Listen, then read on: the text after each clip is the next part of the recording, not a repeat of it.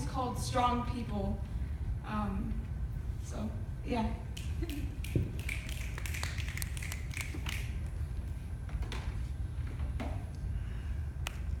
My grandfather used to sweat salt instead of sugar, a smile that decayed over time, last seen in the hospital with a flat line.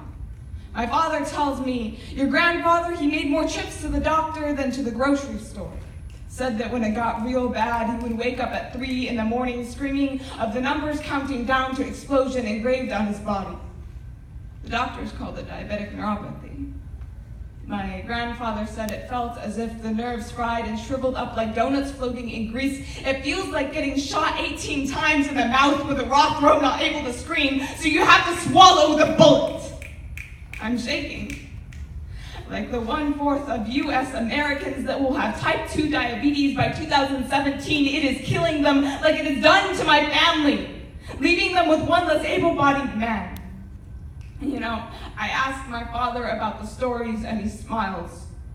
Tight-lipped and teary-eyed, says he can remember being about my age, maybe a few years older, and taking the needle of 22 cc to his father's arm. Said his blood sugar got up to 320 and his father couldn't even remember his last name, his memory becoming defective with every spike.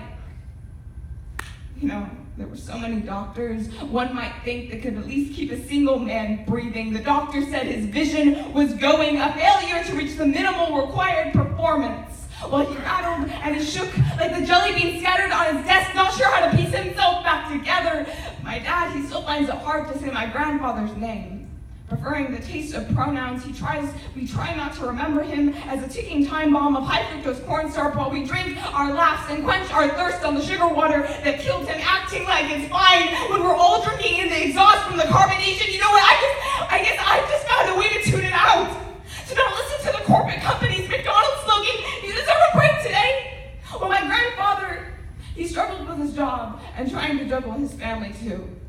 We cannot blame him for the eating. He was categorized from the start, fitting the description that the soda companies look for: daily, veteran, family man, strong, tired. A disease that should have been cured by now, but we do not understand what we are at war with. 50% of the people that have prediabetes are living with the enemy. I think back to the soldier, my grandfather, his dog tags hanging in the mirror, wishing that the sugar water had been gasoline. Because that would have explained the burning, right?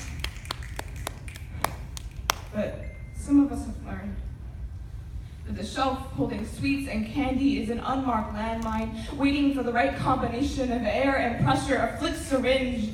My grandfather, he worried about the enemy, and later the trauma of war, but what he never saw coming was a camouflaged killer, sweet and silent.